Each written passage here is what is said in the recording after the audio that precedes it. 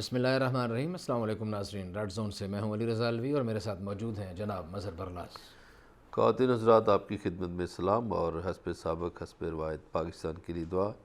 اللہ تعالی ہمارے اس عظیم وطن کو سلامت رکھے، اس میں بسنے والے تمام انسانوں پر رحم کرے۔ علی رضا الوی صاحب، کیا خبریں؟ جی، chief justice supreme court justice Gulzar Ahmed نے ریمارکس دیے ہیں کہ حکومت میں ملک چلانے کی نہ صلاحیت ہے اور نہ ہی قابلیت۔ اگر کے الیکٹرک پر وفاق کی ریٹ قائم نہیں ہو سکتی تو اس کا مطلب یہ ہے کہ ملک میں کہیں ریٹ نہیں ہے۔ دوسری جانب آج وفاقی کابینہ کا اجلاس تھا۔ وفاقی کابینہ کے اجلاس کے بعد بریفنگ دیتے ہوئے وزیر اطلاعات و نشریات شبلی فراز کا کہنا تھا کہ کراچی کے لوگوں کے مسائل کا ہمیں بڑا اچھی طرح ادراک ہے، کراچی کے مکینوں سے بہت زیادہ ہمدردی ہے اور کراچی کے لیے جو بن پڑا ضرور کریں گے۔ اور بھی انہوں نے کچھ گفتگو کی، اس کا بھی جائزہ لیں گے۔ پھر اسلام آباد ہائی کورٹ نے سابق وزیر اعظم نواز شریف کو عدالت کے سامنے سرنڈر کرنے کا حکم دیا ہے۔ جسٹس محسن اختر قیانی نے ریمارکس دیے کہ نواز شریف ہر صورت عدالت میں پیش ہوں اور اگر آپ کو ایئرپورٹ پر گرفتاری کا کوئی خدشہ ہو تو ہمیں بتائیں۔ وفاقی حکومت بھی اپنا موقف پیش کرے۔ عدالت میں پیشی کے بعد مریم نواز نے صحافیوں سے گفتگو کرتے ہوئے کچھ غیر رسمی بات چیت کی اور انہوں نے کہا کہ نواز شریف بیمار ہیں، کورونا کی وجہ سے ان کا آپریشن جو ہے وہ تاخیر کا شکار ہوا اور میں انہیں یہ ضد کروں گی، میں انہیں یہ مشورہ دوں گی کہ جب تک ان کا علاج مکمل نہیں ہوتا وہ وطن واپس نہ آئیں۔ انہوں نے اور بھی کچھ گفتگو کی، اس کا بھی جائزہ لیں گے۔ پھر ماہرین سردی کی آمد کے ساتھ ساتھ کورونا کی وبا کے دوبارہ واپس آنے کے بھی خدشات ظاہر کر رہے ہیں۔ ان کا کہنا ہے کہ صرف یوکے میں، صرف برطانیہ میں دوبارہ جو لہر اگر آئی خدا نخواستہ تو اس میں 85,000 کے لگ بھگ لوگ جو ہیں وہ لقمہ اجل بن سکتے ہیں اس سردی کی وبا کی وجہ سے۔ جبکہ بھارت میں گزشتہ 3-4 دنوں کی جو اعداد و شمار ہمیں آئے ہیں، ایک دن کے 68,000، دوسرے دن کے 60,000 اور ایک اور دن کے 76,000 جو ہیں اعداد و شمار سامنے آئے ہیں کہ یہ نئے لوگ کورونا سے متاثر ہوئے ہیں۔ اور یہ بھی اسپین میں بھی یہی صورتحال ہے اور فرانس میں بھی تیزی سے کورونا دوبارہ بڑھ رہا ہے۔ تو اس لیے ماہرین یہ کہہ رہے ہیں کہ پاکستان کے حوالے سے بھی اگرچہ اللہ کا ہمارے اوپر بڑا خصوصی فضل رہا، لیکن ممکنہ خدشات سے بچنے کے لیے احتیاط کرنے کی ضرورت ہے۔ لیکن سب سے پہلے مظہر برلاس صاحب، جناب چیف جسٹس سپریم کورٹ کے ریمارکس۔ چیف جسٹس کہتے ہیں کہ اگر کے الیکٹرک کے معاملے پر وفاق جو ہے کچھ نہیں کر پا رہا تو اس کا مطلب ہے کہ آپ کی ریٹ کراچی میں نہیں ہے تو پھر کہیں بھی نہیں ہے۔ اصل میں بات یہ ہے کہ چیف جسٹس صاحب کی بات ایک طرف، مگر حقائق بھی دیکھنے چاہیے۔ ٹھیک ہے، انہوں نے یہ ریمارکس پاس کیے، مگر حقائق یہ ہیں کہ کراچی میں پچھلے دنوں بلکہ ابھی تک کراچی کی گلیوں میں، کراچی کی سڑکوں پہ پانی ہے اور کراچی میں انڈر گراؤنڈ تو نہیں ہے ساری بجلی، باہر ہے، پول لگے ہوئے ہیں۔ تو یہ تو عام آدمی بھی جانتا ہے، سب کو پتہ ہے کہ اگر وہاں کرنٹ لگ جائے کسی کو تو وہ اس سے موت واقع ہو جاتی ہے، اور پانی میں اگر پانی ارتھ ہو جاتا ہے تو وہ تو آس پاس کافی لوگوں کو نقصان پہنچائے گا۔ ایک بات یہ۔ دوسرا یہ ہوا ہے کراچی میں کہ کراچی میں جب سے کے الیکٹرک کا ٹھیکہ ایک براج گروپ کو دیا گیا تو انہوں نے یہ کیا کہ کراچی میں جو تانبے کی تاریں تھیں یا سٹیل کی تاریں تھیں ان کو بیچ دیا اور اس کی جگہ وہ پلاسٹک کی تاریں لے آئے، صحیح ہے، سستی۔ اب انہوں نے پہلا چونا تو کراچی کو یہ لگایا اس گروپ نے۔ یہ تحقیق ہونی چاہیے، یہ میری چیف جسٹس سے درخواست ہوگی کہ آپ اس معاملے کی تحقیق کروائیں صحیح ہے کہ یہ کس حکومت نے ٹھیکہ دیا اور کراچی کا نقصان اسی حکومت نے کیا۔ دراصل اچھا، ایسے کیا کہ جو تانبے کی یا سلور کی یا سٹیل کی تاریں تھیں اس کے باعث ٹرپ نہیں ہوتی تھی بجلی۔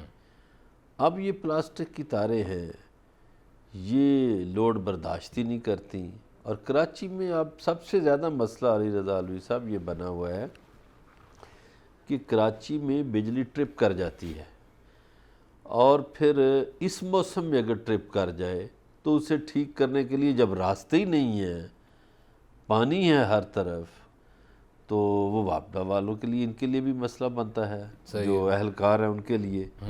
تو کے الیکٹرک کے آفس میں اگرچہ وزیر اعلیٰ سندھ مراد علی شاہ بھی گئے تھے، تو مسائل تو ہیں۔ کراچی میں کئی روز بجلی نہیں آئی، کئی گھنٹے بجلی چلے نہیں آئی۔ ٹھیک ہے جی، وہ جس نے ٹھیکہ دیا یا جنہوں نے تاریں بیچیں ان کا معاملہ ہو گیا، لیکن ابھی موجودہ صورتحال میں چیف جسٹس کا کہنا یہ ہے کہ یہ تو ابھی کی بات ہے، موجودہ عہد اقتدار کی بات ہے۔ وہ کہہ رہے ہیں جناب کہ پاور ڈویژن کی جو رپورٹ ہے کہ الیکٹرک کے بارے میں، چیف جسٹس کہہ رہے ہیں کہ وہ پیسے دے کے بنائی گئی ہے، پیسے لے کے بنائی گئی ہے، اور انہوں نے کہا کہ کیوں نہ ایسی رپورٹ پر جوائنٹ سیکرٹری کو نوکری سے فارغ کر دیا جائے۔ نہیں، یہ چھوٹی سزا ہے۔ چیف جسٹس صاحب، اس ملک میں یہ رواج ہے پیسے لے کر رپورٹیں لکھوانے کا، بھجوانے کا۔ میری تو درخواست ہوگی کہ جب تک آپ اس ملک میں 2 4 10 لوگوں کو لٹکائیں گے نہیں، معاملہ ٹھیک نہیں ہوں گے۔ نوکری سے فارغ کر دینا کوئی مسئلہ نہیں، اس نے اتنے پیسے بنا لیے ہوں گے زندگی میں، وہ تو شکر کرے گا، چلو نوکری گئی جی، میں ہیرو بھی بن گیا، اور اب میں جا کے باہر کینیڈا، امریکہ، کسی ملک میں جا کے آرام سے زندگی گزاروں، جیسے یہ افسران کرتے ہیں۔ صحیح ہے۔ لوٹ مار کی اور اس کے بعد ملک سے باہر چلے گئے اور زندگی گزار دی۔ ان کو لٹکانے کی ضرورت ہے۔ اچھا، جس نے اس رپورٹ میں ایک لفظ لکھا، جس نے ایک لفظ لکھوایا، جس کے اس کے پاس کرنے میں سائن موجود ہیں، صحیح، ان سب کرداروں کو لٹکا دیا جائے۔ ٹھیک۔ آپ لٹکا دیں گے، آئندہ کسی شہر کے بارے میں کوئی غلط رپورٹ نہیں آئے گی۔ لیکن موجودہ رولز میں تو ایسی کوئی سزا میرا خیال ہے شاید ہے نہیں کہ سزائے موت دے دی جائے نا، یا تو آپ کو پوری قانون سازی تبدیل کرنا پڑے گی نا اس میں۔ سپریم کورٹ پھر اس کا حل نکالے نا جی، وضاحت تو انہوں نے مطلب آپ کرنی کی ہے۔ سجیشن تو بہت اچھی ہے کہ کرپشن پہ سزائے موت دے دیں، لیکن سزائے موت میرا خیال ہے ابھی پاکستان میں ایسے ہے نہیں کوئی قانون۔ دیکھیے ابھی سزائے موت کا جو بڑا نقصان ہمیں بلکہ یہ وہاں ہوا، تو یہاں تو یہ بھی سوچا جا رہا ہے نا، بڑے ماہرین یہ سوچ رہے تھے جو قتل کر کے ہے اس کی سزائے موت بھی معاف کر دیں، عمر قید کر نہیں، دیں۔ میں بتاتا ہوں نا، پورے پیپلز پارٹی کے دور میں جب 2008 سے 2013 کوئی سزائے موت نہیں ہوئی، وہ جی مغرب کو ہم نے خوش کرنا ہے۔ اب یورپ کو خوش کرتے کرتے ہم یہاں تک پہنچ گئے، جیسے آپ نے فرمایا کہ کوئی قاتل کو بھی پھانسی نہ دی جی جائے، ہاں۔ قاتل کو بھی سزائے موت نہ دی جائے، اور بھائی ہمارا مذہب ہے وہ ایک سزا تجویز کرتا ہے، اس سے بچت کے راستے بھی بتاتا ہے، لیکن بچت کا راستہ تو اسی وقت ہے جب اگلا خاندان راضی ہو، مقتول کے ورثہ راضی ہوں، وہ دیت لے لیں، پھر ورنہ ہمارا تو آئین کہتا ہے اگر یہ اسلامی جمہوری پاکستان ہے اور اگر اس میں اسلام کے آئین پر عمل درآمد ہوتا ہے جو کہ ہونا چاہیے، تو اس میں تو قاتل کی سزا موت ہے۔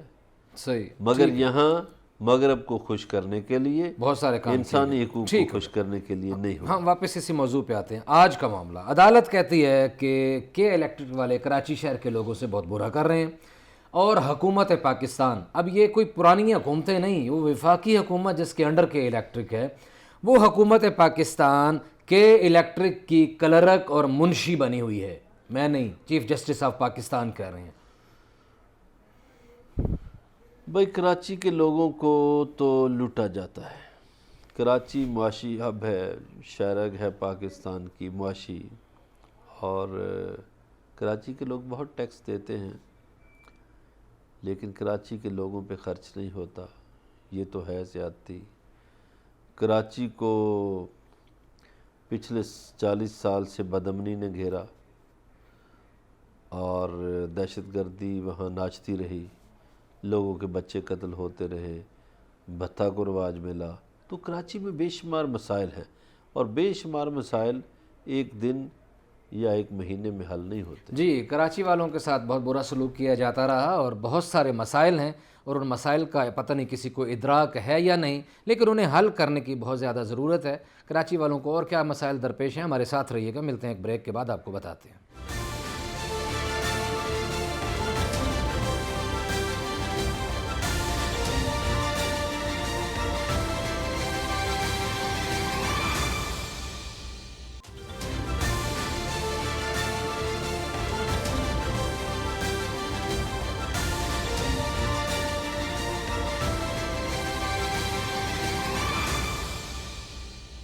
ویلکم بیک ناظرین. بریک پہ جانے سے پہلے کراچی کی بات ہو رہی تھی تو ابھی بھی کراچی کی ہی بات ہے کہ چیف جسٹس کہتے ہیں آدھا کراچی اندھیرے میں ڈوبا ہوا ہے اور آدھا کراچی پانی میں ڈوبا ہوا ہے.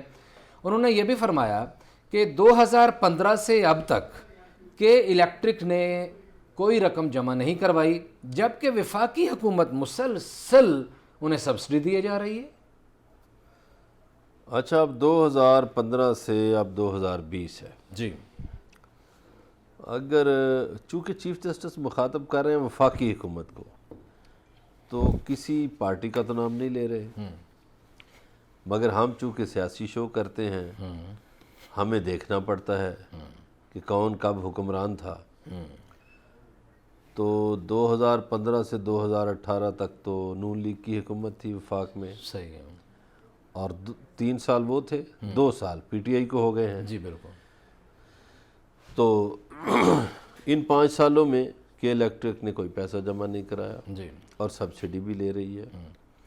اب یہ دیکھنا، وہی میں نے پہلے بھی آپ سے درخواست کی ہے کہ دیکھنا یہ پڑے گا اور عدالت کو بھی دیکھنا چاہیے، تحقیقات کروانی چاہیے کہ اس کے پیچھے ذمہ دار کون ہے. اچھا، اب وفاقی حکومت مجبوراً سبسڈی دیتی ہے کہ کراچی کے شہری ورنہ شور کرتے ہیں.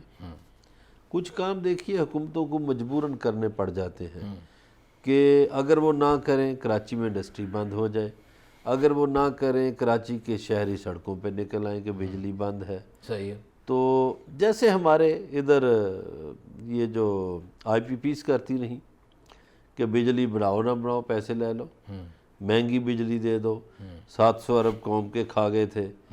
تو یہاں پہ بیسیکلی جو ٹھیکے جب ملے جس نے بھی دیے، میں کسی گورنمنٹ کا کسی سیاستدان کا نام نہیں لیتا، جو بھی انوالو ہے، آپ کو نشان عبرت بنانا پڑے گا کسی نہ کسی کو. لیکن برلاس صاحب گزارش یہ ہے، آپ کی بات سے میں نے یہ اخذ کیا، آپ یہ فرما رہے ہیں کہ جنہوں نے دیے کوئی اس طرح کے ریٹرن ایگریمنٹس ہوں گے کہ ان کو سبسڈی دینی پڑ رہی ہے، لیکن 3 سال ان کے تھے، یہ 2 سال ان کے گزر گئے، تو پیسے لینے میں کیا معنی ہے؟ حکومتوں کے پاس تو بڑی طاقت ہوتی ہے نا، تو پیسے کے الیکٹرک سے کیوں نہیں وصول کر پا رہے ہیں؟ اس میں تو کوئی ایگریمنٹ میں نہیں لکھا ہوگا کہ کوئی حکومت نہیں لے سکے گی.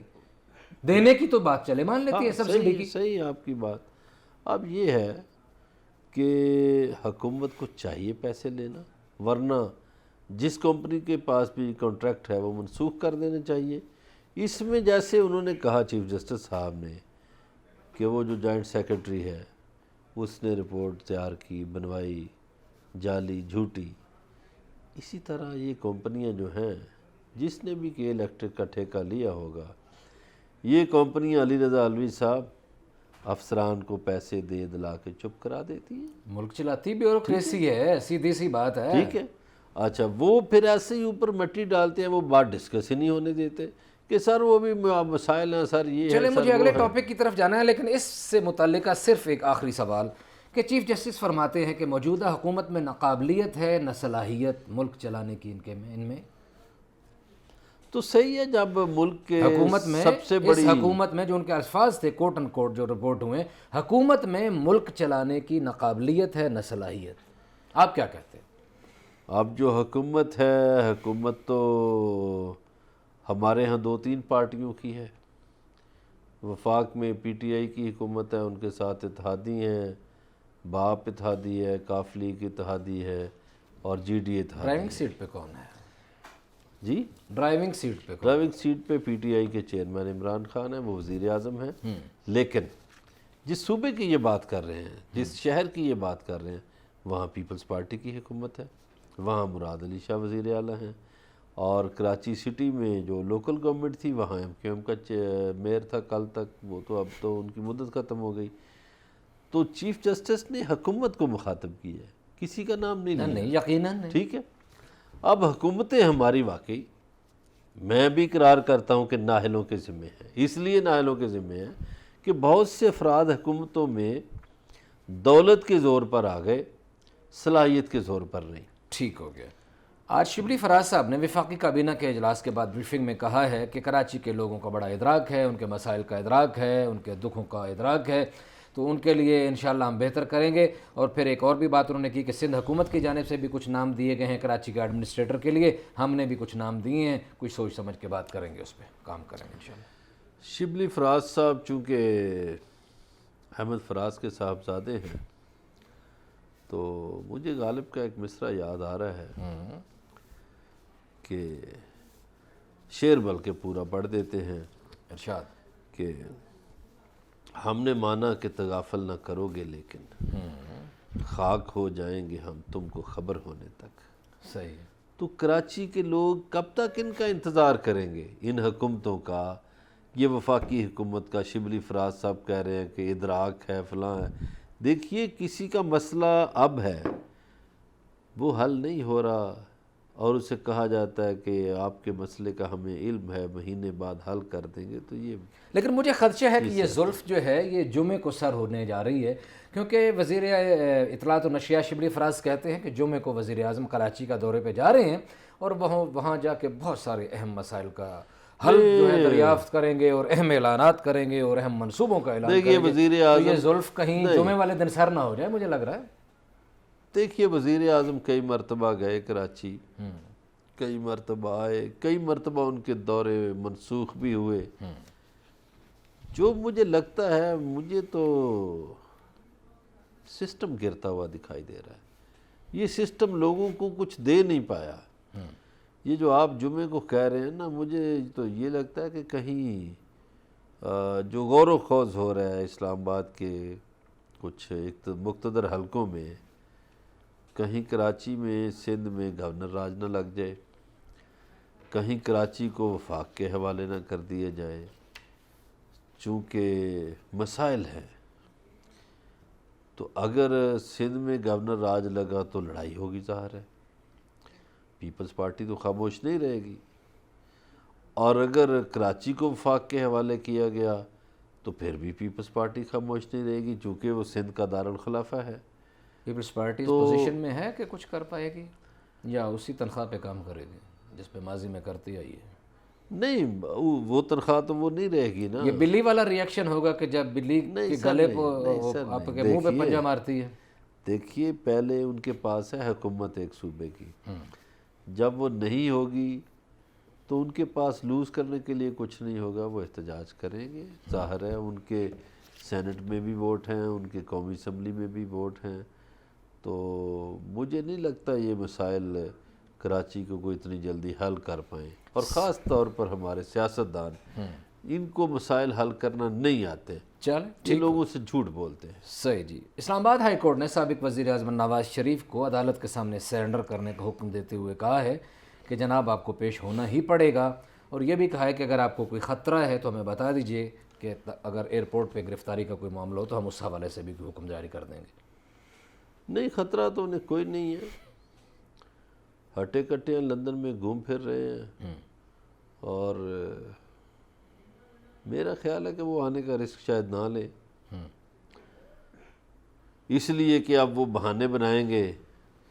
جیسا کہ ان کی بیٹی نے آج کہا بھی وہاں پہ کہ میں تو ضد کروں گی وہ علاج. یہ علاج کون سا ہے جو اتنی دیر سے ہو رہا ہے؟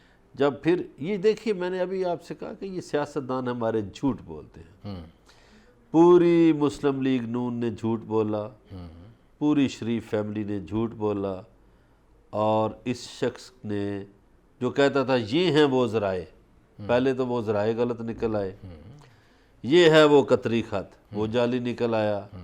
یہ ہے وہ فلاں, وہ کیلیبری فاؤنڈ نکل آیا اس مریم نے جو پیش کیا تھا. اب میری تو جائیداد ہی نہیں ہے پاکستان میں, کیا بیرون ملک, کیا پاکستان میں بھی نہیں ہے, وہ بھی نکل آئی.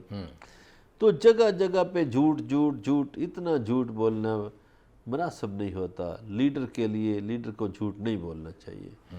اب دیکھیے انہوں نے ایک بہانہ بنایا کہ جی وہ تو دیکھیے بس کل گئے کہ پرسوں گئے, ڈیٹلیٹس کم ہو گئے. اب لندن جا کے پتہ چلا, لوگوں نے تصاویر دیکھی, کتنا جھوٹ لوگوں سے بولو گے. وہ واک کرتا ہے، وہ کافیاں پیتا ہے، وہ گھومتا پھرتا ہے، مظہر برلاس صاحب مریضوں کو بیمار ہے ڈاکٹر ہی واک کرنے کے لیے کہتے ہیں، یہ تو کوئی نئی بات نہیں ہے کہ اگر آپ کسی کو واک کرتے ہوئے دیکھ لیں، اس کی فوٹو بنا لیں اور کہیں کہ یہ تو بالکل اٹا کٹا ہے۔ ہاسپٹلس میں واک نہیں کروائی جاتی مریضوں سے، کہا نہیں جاتا۔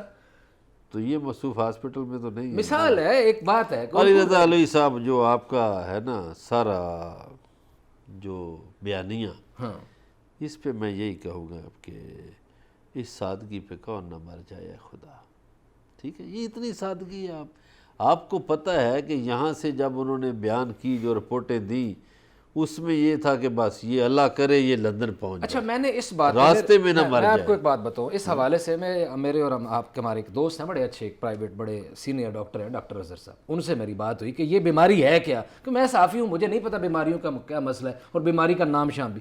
انہوں نے کہا یہ بیماری واقعی اس طرح کی ہے، اس کے پلیٹلیٹس جو ہیں بندے کے اتنی تیزی سے اوپر جاتے ہیں اور اتنی تیزی سے گرتے ہیں کہ سمجھ ہی نہیں آتی۔ ان کا کسی سیاسی جماعت سے کوئی تعلق نہیں، پی ٹی آئی، نون، پی پی پی، یہ وہ نہیں۔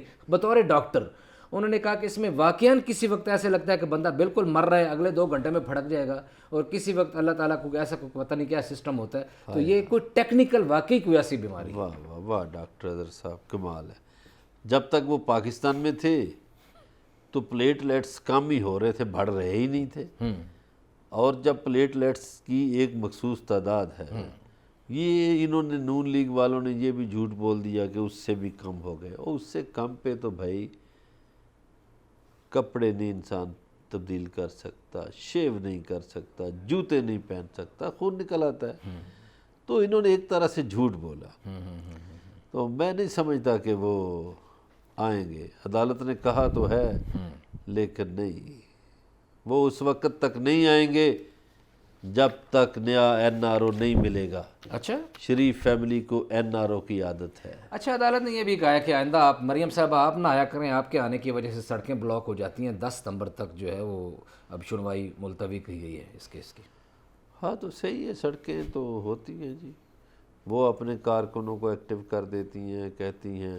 پچھلے دنوں بھی انہوں نے نیب کی جو بلڈنگ ہے لاہور میں، اس پہ پتھر برسائے تھے، اور مریم نواز جو ہے نا یہ تخریبی ذہن کی مالک خاتون ہے، یہ اپنے ساتھ گاڑیوں میں پتھر بھر کے لے گئی اور نیب کی بلڈنگ پہ انہوں نے پتھر برسائے۔ آج بھی ان کی گفتگو جو تھی اس میں شرارت اور تخریب جھلک رہی تھی، وہ ایک کوئی قومی سیاستدان والا بیانیہ نہیں تھا ان کا۔ صحیح۔ آج انہوں نے ایک بات یہ بھی کی کہ میرا نہیں خیال کہ ہمیں نواز شریف اے پی سی میں شرکت سے روکیں گے، اور ہم اے پی سی میں جائیں گے، اور اے پی سی میں جائیں گے تو پھر یہ جو لوگ کہہ رہے ہیں نا کہ ایک پیج پہ نہیں ہے اپوزیشن، انہیں لگ پتہ جائے گا کہ ہم ایک پیج پہ ہیں یا نہیں ہیں۔ آپ کو کیا لگتا ہے؟ چلو ان کے چاچا جی اگر جائیں گے تو دیکھ لیں گے، ابھی شہباز شریف صاحب کا بھی تو دیکھنا پڑے گا نا۔ وہ اسلام آباد میں ویسے کافی ہل جل ہو رہی ہے، کوئی موومنٹس ہو رہی ہیں۔ ابھی میں آیا ہوں تو مارگلا روڈ پر بھی کافی آمد و رفت لوگوں کی جاری تھی، وہ خاص لوگ آ جا رہے تھے پی ایم ہاؤس کی طرف سے۔ تو یہ جو اب بار بار دوسری دفعہ پھر یہ بات ہل جول کی کر رہے ہیں، یہ کھل کے پھر بتا دیں ناظرین کو، کوئی بڑی خبر آپ کے پاس ہے تو دے دیں۔ نہیں، ہمارے پاس نہیں، دیکھو لوگ اس سسٹم سے اکتا گئے ہیں۔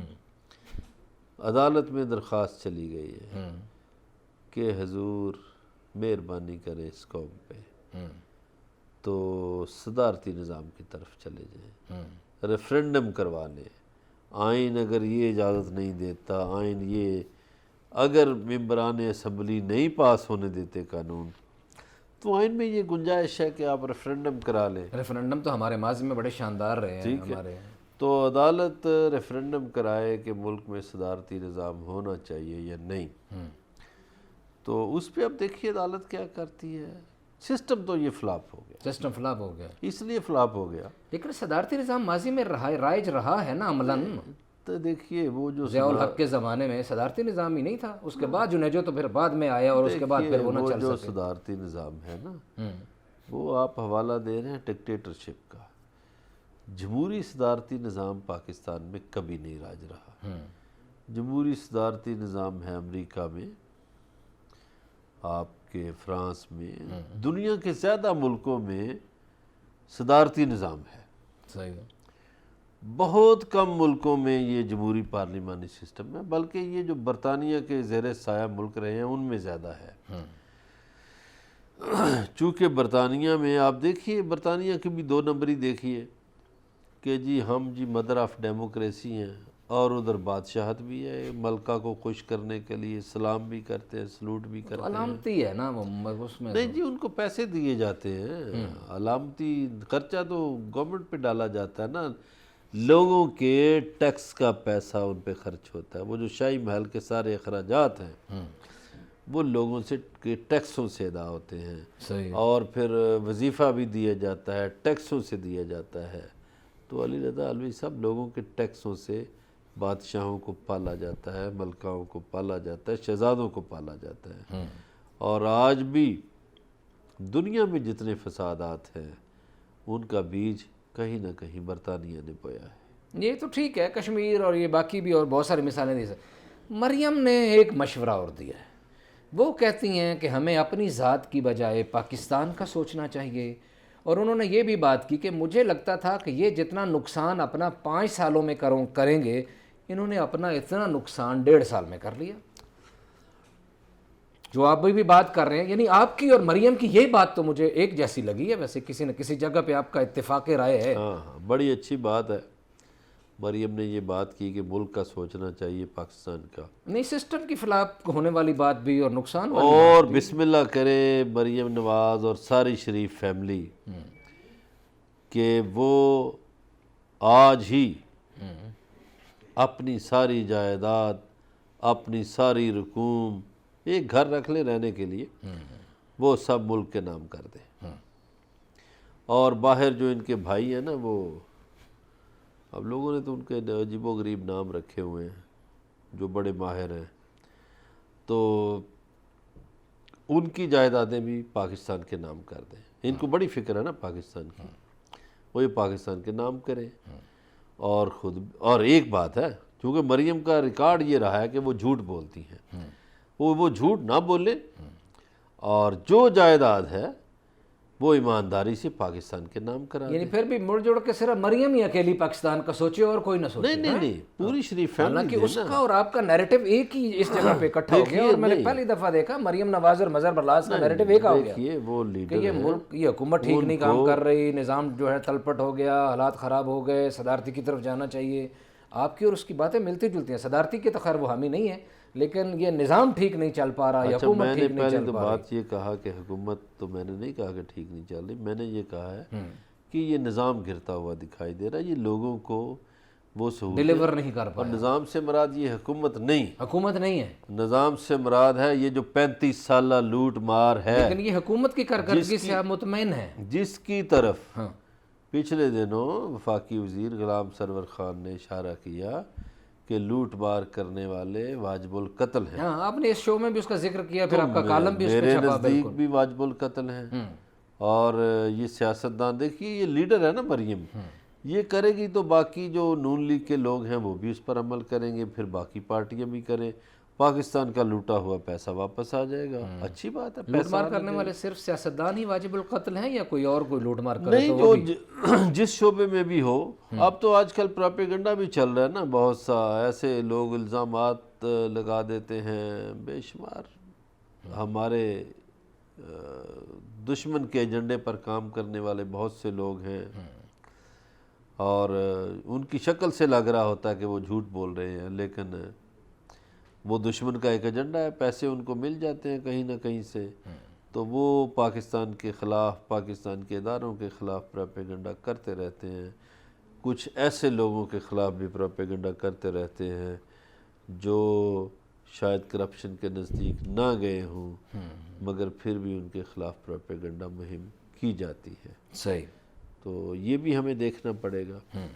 دیکھیے ایک حدیث مبارکہ ہے کہ آپ تحقیق کر لیا کریں کسی بھی معاملے پہ. ایسا نہ ہو کہ کوئی سنی سنائی خبر پر، سنی سنائی بات پر آپ کسی کا کلا کما کر دیں اور پھر بعد میں پچھتاتے پھریں. تو ہمیں تحقیق کر لینی چاہیے. اب یہ جو شریف فیملی ہے، ان کا تو دیکھیے کورٹ نے قرار دیا، عدالت نے کہا، چونکہ عدالت کے ساتھ بھی انہوں نے چیٹ کرنے کی کوشش کی نا، جھوٹ بولنے کی کوشش کی۔ آپ دیکھیے وہ قطری خط والا مذاق عدالت کے ساتھ کیا گیا، کبھی کوئی مذاق کیا گیا، تو عدالتوں سے مذاق نہیں بنتا، صحیح، نہیں کرنا چاہیے۔ عدالتیں سنجیدہ ہوتی ہیں، وہاں سنجیدگی سے، سچائی سے معاملات بیان کرنے چاہیے۔ صحیح۔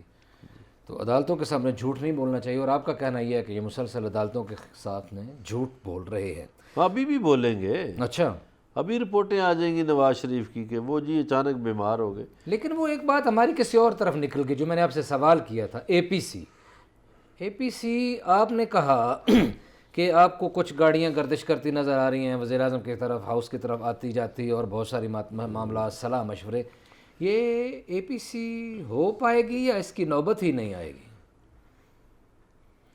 دیکھیے یہ تو ابھی کچھ عدالت پر چیزیں منحصر ہیں، اگر تو وہ انٹرٹین کرتے ہیں اس ریفرینڈم والی درخواست کو اور ریفرینڈم کا اناؤنس کر دیتے ہیں تو پھر تو شاید اے پی سی رک جائے۔ اگر وہ اس میں تاریخ کو ڈلتی ہے تو پھر اے پی سی ہوگی، پھر حکومت پہ پریشر ڈالا جائے گا۔ لیکن مجھے لگتا ہے کہ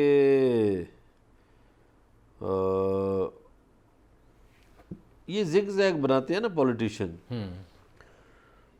وہ بن گئے، وہ وقت گزر گیا۔ مجھے لگتا ہے پنجاب میں شاید اسی مہینے، یہ ستمبر ہے نا، ہاں اسی مہینے آ جائے گی، پہلی ستمبر ہو گئی، آ جائے گی تبدیلی۔ مجھے لگتا ہے کہ اس ماہ کے وسط تک وزیر اعلیٰ پنجاب کی چھٹی ہو جائے گی،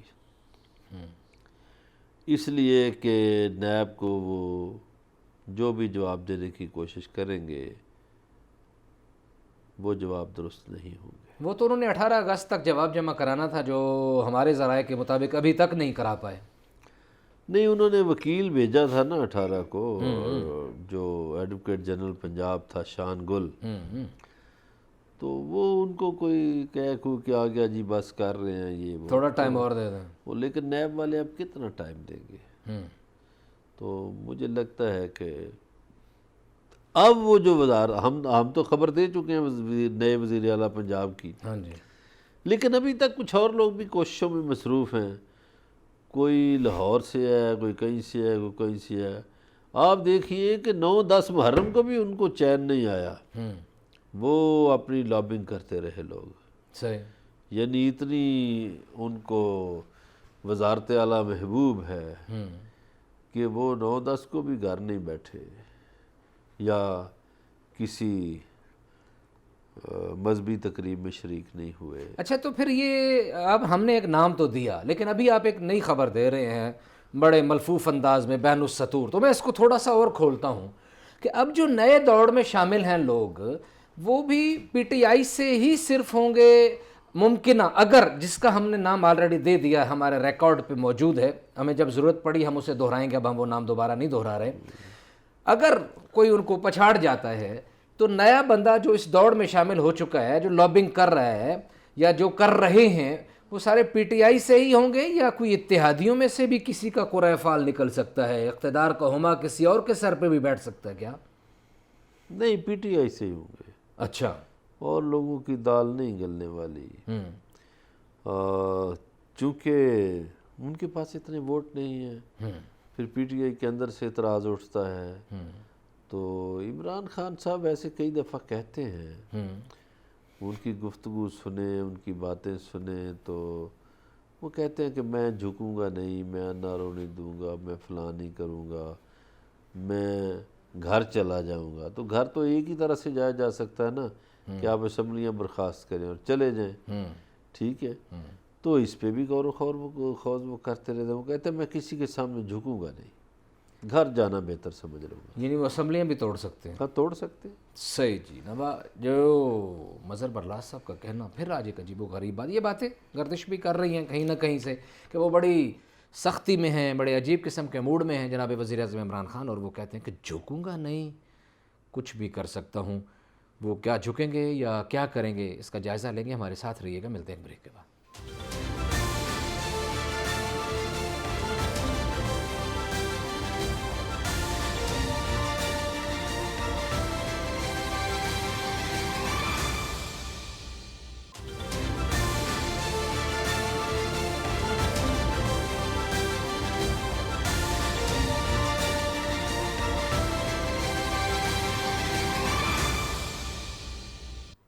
ویلکم بیک ناظرین. بریک پہ جانے سے پہلے مظہر برلاس صاحب ایک صدارتی نظام کی نوید سنا رہے ہیں, پھر ریفرینڈم کی نوید سنا رہے ہیں کہ ریفرینڈم ہونے ہو, شاید ابھی یقیناً کچھ کہا تو نہیں جا سکتا. ایک درخواست گئی ہے تو سپریم کورٹ کا کیا فیصلہ آئے گا اس کو دیکھا جائے گا. تو مظہر برلاس صاحب, اگر ایسی صورتحال پیدا ہو جاتی ہے تو اس کے بعد پھر یہ معاملہ, پھر جو آپ نے تو کہہ دیا, یہ 15 ستمبر کی آپ نے تو ایک ڈیڈ لائن وزیر اعلیٰ کے لیے دے دی ہے, تو یہ صدارتی نظام کی طرف پھر کب تک, کوئی دسمبر تک پھر چلے جائیں گے یا آگے چلا جائے گا یا کیا ہوگا یہ, اگر ممکنہ طور پر اگر سپریم کورٹ کا کوئی فیصلہ ایسے ہی آ جائے؟ ہاں صحیح ہے, لیکن دیکھیے میں نے پہلے بھی عرض کیا ہے کہ خطے کے حالات ہمارے اجازت نہیں دے رہے. جس طرح کا بیج ہم نے 18ویں ترمیم کے ذریعے بویا, 18ویں ترمیم میں سمجھتا ہوں ملک دشمنی ہے, اس لیے کہ ہم نے صوبوں کو اتنی خود مختاری دے دی, اتنی کہ پاکستان کی کشتی یوں یوں ہونے لگی. اب ہماری جس بلاک میں ہم چلے گئے یا جس خطے میں ہم بستے ہیں, وہاں ہماری مجبوری یہ ہے کہ وہاں جتنے ملک ہیں, اچھا 2 ملک اور اس گروپ میں ایڈ ہو گئے ہیں جنہوں نے کہا جی ہم تو آپ ہی کے ساتھ رہیں گے. اس میں ایک نیپال ہے اور ایک بنگلہ دیش ہے. صحیح ہے. پہلے ترکی, روس, چین, ایران, پاکستان ہے, 2 اور ایڈ ہو گئے, 2 اور آ گئے, ٹھیک ہو گیا, اسٹرینتھ ہو گیا. اب یہ گزارش یہ ہے کہ جو پہلے ملک ہم ڈسکس کرتے تھے ان سب ممالک میں سیاسی استحکام ہے. وہاں جو شخصیات ہیں وہ یا تو تاحیات ہیں وہاں کی سربراہ, یا ان کے پاس اتنا طولانی عرصہ ہے کہ انہیں فکر مندی کی ضرورت نہیں. اب ایک پاکستان جو ہے جو کہ 5 ارب انسانوں کا گیٹ وے ہے, مگر پاکستان میں عدم استحکام رہتا ہے سیاسی طور پر. کئی مرتبہ میں نے کہا, وفاقی حکومت والوں سے سنا ہے کہ جی مراد علی شاہ صاحب ادھر بات مان جاتے ہیں, کراچی جا کے اور بات کرتے ہیں. صحیح ہے. تو اس بات سے پاکستان کی جو مقتدر قوتیں ہیں وہ تنگ ہیں کہ یہ ایسا نہیں ہونا چاہیے. پھر ہمارے ہاں آپ دیکھیے کہ جو امریکہ ہے, امریکہ میں ڈیپ اسٹیٹ تھیوری پر عمل ہوتا ہے. وہاں کسی صحافی کی جرت نہیں ہوتی کہ ریاست کے خلاف بات کر جائے یا لکھ جائے یا کہہ جائے. گوانتانامو بے کیا تھا, وہ ریاست نہیں تھی؟ امریکی صحافیوں نے نہیں سٹوری بریک کی, وہ معاملہ اور تھا, ان کی ریاست کے خلاف معاملہ نہیں تھا.